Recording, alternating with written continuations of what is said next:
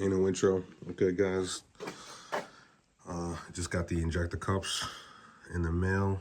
All right, got a Teflon tape on there. I'm about to bang those in a second.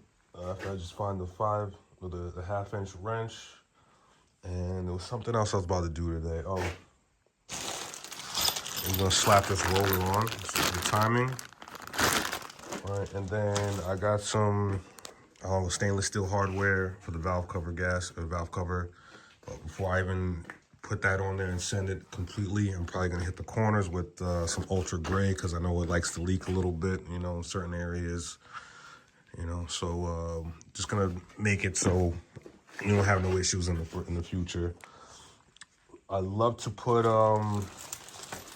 this on, and I probably can, but this is the only portion that I actually have like ready to go. The other side is still kind of looking cooked. I don't even know where the hell it is right now. Here it is.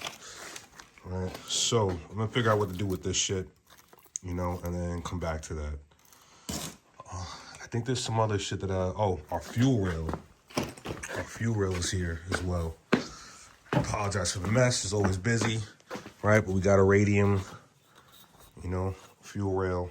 I'm not gonna wrap it right now, but let me wrap this up and put it on and then show you what it looks like afterwards. And we got an oil catch can for the pickup truck. But first things first, I'm gonna do this, get it out the way. Ain't no outro. Ain't no intro. So, like I told you, got the injector cups in there, right? We threw our nice stainless steel hardware on our valve cover and button that down. T3 gasket is now in there. You can see that. I didn't have to take the entire turbo apart, but it was just easier access to crank down on these, and we hit it with the high temp lock thread or thread lock, whatever you want to call it.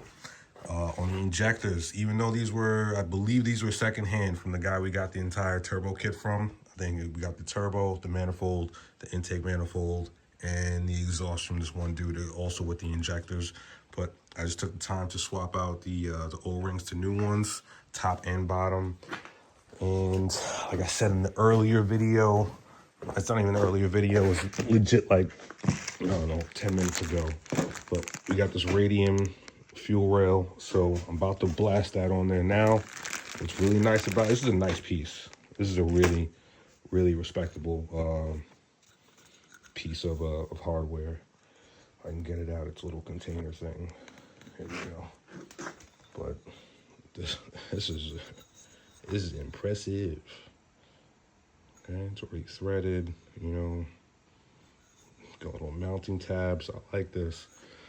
So I'm gonna blast this on here next, and then put the rest of this back together.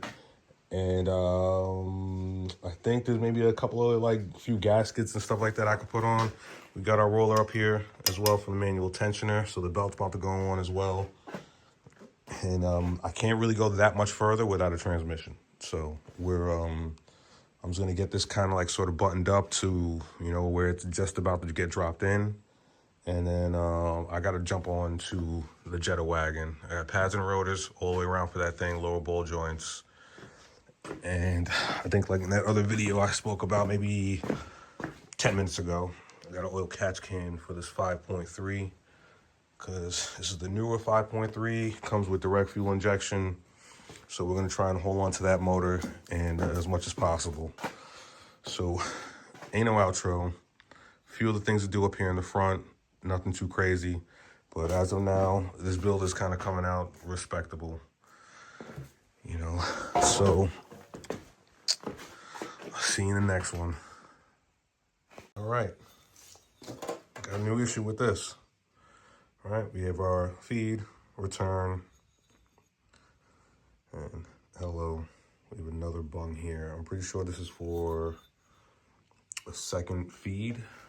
So I'm guessing so that the other injectors further down the rail don't starve. But we're gonna have to plug this up. So this can go on, but temporarily until we get a cap to fill this. I don't think I have anything like this just laying around. Out of all these bits and pieces and shit I got in here, don't think I have anything that can plug this hole here. But I'm gonna throw it on for now, for shits and giggles, right? And if I do come across something, obviously I'll plug it. But we got our coil plugs back on. I'm probably gonna slow down on this in a little bit because it's gonna get dark soon, and I wanna like clean up this area a little bit, get the Jetta in here, do those lower ball joints, and brake pads and stuff. So that's that. The oil catch can that came for the Silverado came with this like rubber line, but I believe I have it looks like size 8. I believe I have some in braided, so I'm gonna run inside the house and grab that and then swap all this shit over to braided line, because I just braid everything for the hell of it. All right, so ain't no outro. Oh, this is stuff for the trailer. All right, we got some wireless LEDs. We got a plug for the winch. You know, no more ratchet straps in and out, all that other good stuff. There's a clutch kit that's underneath here and a Mk4 that's in this box. It's for my man Lee's car in the Mk4 GTI. It's on the other side of the yard, other side of the barn. But I think we're waiting for a few more things before that actually goes down. But this dude right here is really who's eating up all my time. You know, just buying couches and other garbage or whatever the hell it is, just eating time off the shot clock. You know, parts are coming in, you know, they take a while, but that's the issue. That's why, you know, I'm saying, like, hey, let's order everything we need now, you know, so everything we need now is here, and I can kind of like run through it and get this out of here back into the engine bay, you know, and I can kind of move on to the next thing, sort of kind of while we're just doing like suspension stuff and like tuning stuff, you know. But man, bro, T, if you were standing next to me right now, bro, you'd be getting an earful, you know, about this build right now, because it's just chewing the clock, bro. You're chewing the clock. We got other things to get to, you know. Yeah, I know it was all expensive. Like, everything on here costs a decent amount of money outside of that turbo and those max speeding rods, which, well, that's your choice, not mine. You know, everything else on here is pretty much respectable. You know, other than, I'd say this.